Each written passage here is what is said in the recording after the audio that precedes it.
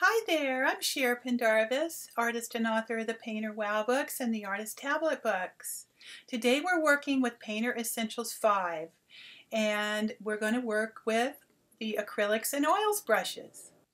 The painting that you see here was created using the Acrylics and Oils in Painter Essentials 5. We're going to begin with a little tour of the interface and then I'd like to demo the brushes. Up in the upper left of your screen you'll see the brush selector, and if I click this little arrow we can open the Painter Essentials 5 brushes library, and the categories are on the left and Acrylics and Oils is chosen and Opaque Acrylic variant is chosen on the right.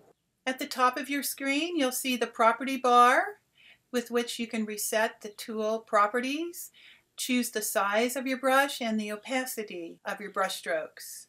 On the left we have the toolbox and the brush tool is chosen, and you see this little custom palette that I have right here so that we can easily access the brushes that we're going to be working with, and I created that by holding down on the brush selector icon here, pressing the shift key and then dragging off the brush to magically create a custom palette.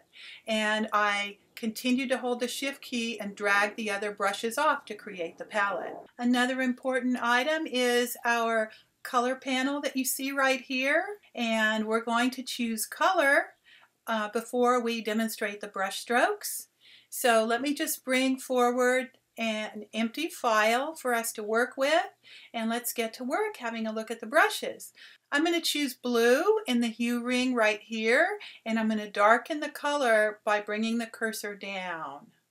That way we can paint rich brush strokes. The first brush I'm going to demonstrate is the Opaque Acrylic, and this is an opaque brush that's very expressive and it has textured edges to the brush strokes. Our next brush is the Opaque Detail brush, and I'm going to choose the blue again. Our next brush is the Real Oils Filbert.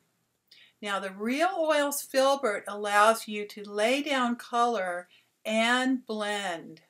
So it's a very useful, expressive brush. And finally, the Wet Soft Acrylic. The Wet Soft Acrylic allows you to lay down brush strokes that have a unique texture to them. The brush strokes are thick to thin depending on the pressure that you apply on the tablet. And if I brush back and forth on it, you'll see that it also smears and you can move the paint. Next, I'd like to show you stages of the painting. We'll begin with the sketch. The sketch I created with the Opaque Detail brush in a variety of blues and grays. After the sketch, I painted right over the sketch to create the underpainting.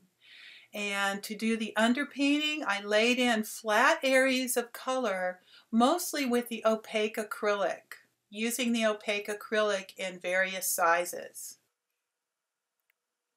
The next stage is the underpainting.